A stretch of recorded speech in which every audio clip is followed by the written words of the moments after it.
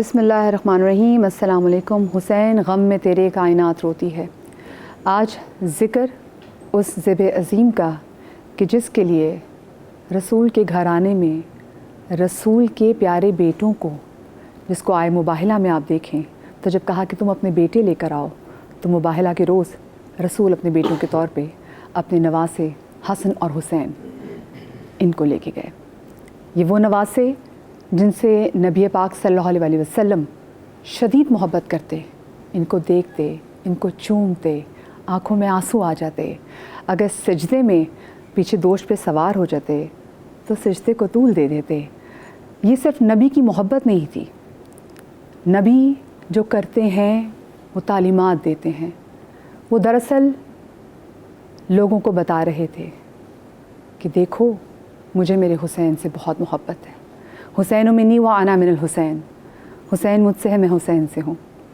اور اس کے بعد اپنے انہی پیارے نواسوں کو تیار کرنا خدا کے دین کے لیے۔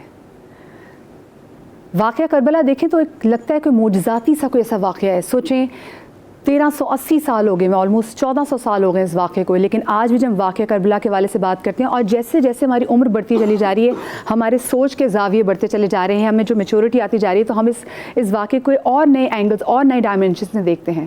اور سب سے بڑا معجزہ کیا ہے کہ اتنے سالوں کے باوجود بھی آج دل ویسے ہی خون کے آنسو روتا ہے جیسے یہ واقعہ ہماری آنکھوں کے سامنے رونما ہو رہا ہو۔ جب ہم ذبح عظیم کی بات کرتے ہیں تو یہ ہے وہ ذبح عظیم جو کہ نبی کے نواسے کی۔ میرے ساتھ موجود ہیں مفتی نوید عباسی صاحب، میرے ساتھ علامہ تقی مہدوی صاحب موجود ہیں، ہمارے سینئر اینکر پرسن آج ہمارے ساتھ مسعود رضا بھی موجود ہیں، ہمارے ساتھ ہماری ریلیجیس اسکالر بہن عائشہ بلال موجود ہیں، رباب کمل آپا ہمارے ساتھ موجود ہیں، مرثیہ خواں ہیں، نوحہ خوان ہیں، اور ساتھ میں آج ہمارے ساتھ قاری اسد الحق بھائی بھی موجود ہیں۔ اب میں تمام لوگوں کو اپنی اس خصوصی ٹرانسمیشن میں جس میں ہم نذرانہ عقیدت امام حسین علیہ السلام اور ان کے آل اولاد کو بھیجتے ہیں، آپ میرے ساتھ موجود ہیں۔ سب سے پہلے تو میں تقی بھائی آپ سے ذرا بات کروں کہ اگر ہم جس واقعہ کربلا کی بات کرتے ہیں تو ایسا نہیں ہے کہ یہ ایک دن یا کچھ مہینوں میں رونما ہوا۔ ہم نے تو دیکھا ہے کہ نبی کے گھر میں جو بچوں کی پرورش تھی وہ اسی تناظر میں کی گئی، کیونکہ ایک بڑی قربانی کے لیے بچوں کو تیار کیا جا رہا تھا۔ تو میں چاہوں گی ذرا سب سے پہلے اس کے پس منظر کے حوالے سے بات کی جائے۔ بسم اللہ الرحمن الرحیم۔ بہت خوبصورت نقطے کی طرف آپ نے اشارہ فرمایا ہے، کیونکہ یہ ایک رات کی اور ایک دن کی بات نہیں ہے۔ ہم عام طور پر یہ دن تو مناتے ہیں روز عاشور کا، لیکن ایک دن کے اندر سے امام حسین کے قاتلین جمع نہیں ہوئے ہیں۔ وہ قاتلین جمع ہونے کے لیے ایک وقت لگا ہے، ایک ذہنیت بنی ہے، ایک آمادگی ہوئی ہے، اس کے بعد یہ افراد آئے ہیں، تیار ہوئے ہیں کہ امام حسین اور خانوادہ رسالت کو شہید کریں۔ اور ان باتوں کا ذکر خود یزید نے بھی اپنے اشعار میں کہا ہے، کہتا ہے کہ لعبد ہاشم بالملک فلا خبر جاء ولا وحی نزل، یعنی یزید نے تو جناب حضرت ہاشم علیہ السلام سے بات شروع کی ہے، یعنی قبیلے جو بنی ہاشم ہیں وہ تو رسول کے پردادا ہوتے ہیں، تو بنی امیہ اور بنی ہاشم جو اس زمانے کے اندر مد مقابل آتے ہیں، یہ سلسلہ جاری ہوا ہے۔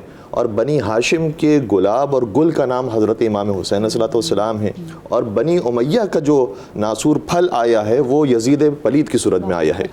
تو اس نے اپنے اشعار میں کہا ہے کہ لعبد ہاشم بالملک فلا خبر جاء ولا وحی نزل، یہ تو بنی ہاشم نے ڈھونگ نعوذ باللہ رچایا تھا کہ ہم پر وحی نازل ہوئی ہے، ہم پر قرآن کی آیتیں اتری ہیں اور میں نبی ہوں، میں رسول ہوں، ورنہ تو نہ کوئی وحی نازل ہوئی تھی، نہ کوئی رسالت آئی تھی، نہ کوئی نبوت آئی تھی۔ تو گویا انکار رسالت ہے، اور جس نے رسول اللہ کی نسل چلتی آئی جو رسول اللہ کی رسالت کا انکار کرنے والا ہے وہ مسلمان کیسے ہو سکتا ہے؟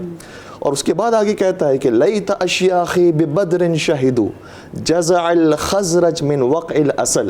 اس کے بعد تاریخ کا ایک دوسرا گوشہ اس نے کھولا ہے کہ جنگ بدر کے اندر جو ہمارے باپ دادا بدلہ جو لیا جو مارے گئے تھے مسلمانوں کے ہاتھوں، کاش وہ آج زندہ ہوتے تو دیکھتے کہ آج میں نے ان کا بدلہ لے لیا۔ اللہ تو پوری تاریخ خود یزید نے اپنے اشعار کے اندر بیان کی ہے۔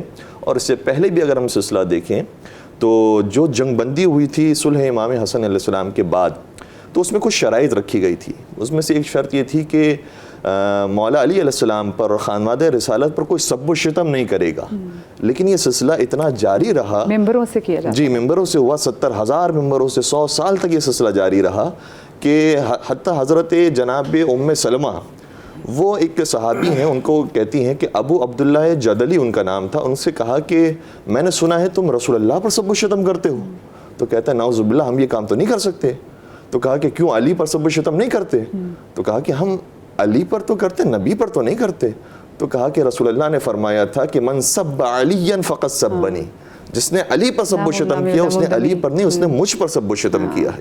تو یہ سلسلہ جاری و ساری رہا, یہاں تک کہ صحیح مسلم کی روایت موجود ہے کہ یا سعد ما منعک اللہ تسب ابا التراب, کہ تجھے کس چیز نے روکا ہے کہ ابو تراب پر تو سب و شتم نہ کر. تو پھر سعد ابن ابی وقاص نے 3 باتوں کا ذکر کیا, کہا کہ یہ 3 فضیلتیں ایسی ہیں جو میں نے اپنی آنکھوں سے دیکھی ہیں اور یہ مجھے روکتی ہیں کہ میں علی کے خلاف اپنی زبان کو استعمال کروں.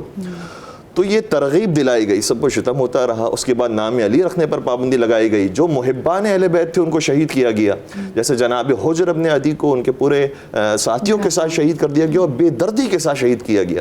جناب عمر ابن حمو کے خزائی کو شہید کیا گیا. جناب ابو ذر غفاری کو جلا وطن کر دیا گیا اور انہیں شہید کیا گیا. محمد ابن ابی بکر جو خلیفہ اول ہی کے فرزند ہیں اور محب اہل بیت تھے, محب علی ابن ابی طالب تھے, ان کو اس بے دردی کے ساتھ شہید کیا گیا کہ گدھے کی کھال میں بند کر کے ان کے لاشیں کو جلا دیا گیا. اللہ اکبر.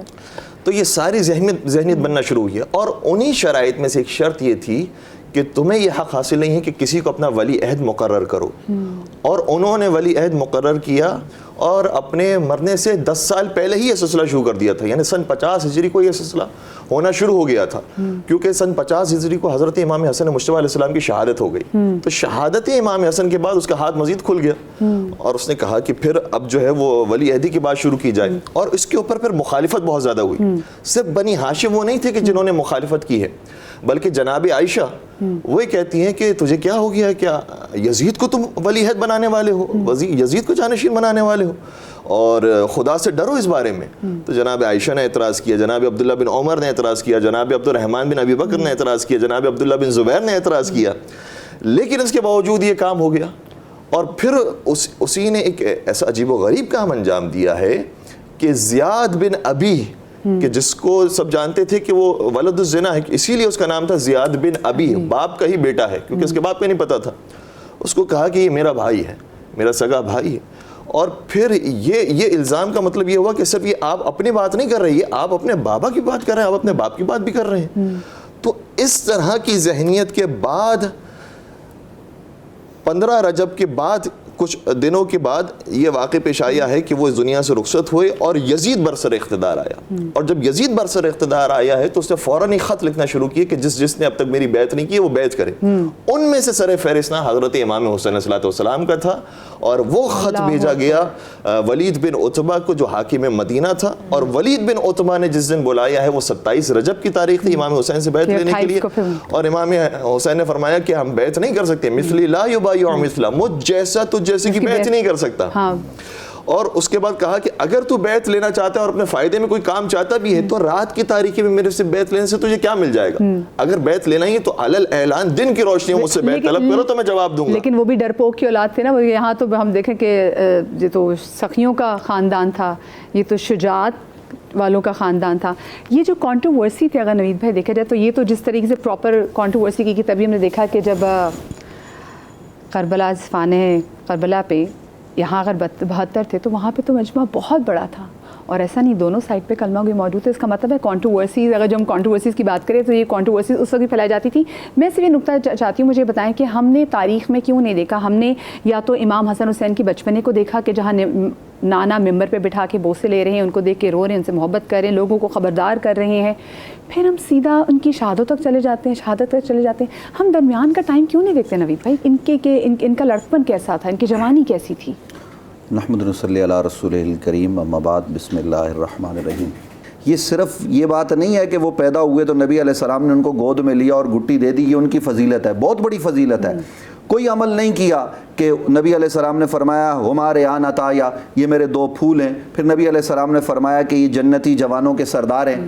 یہ سب نبی علیہ السلام کے فرامین ہیں. حسین منی وانا من الحسین.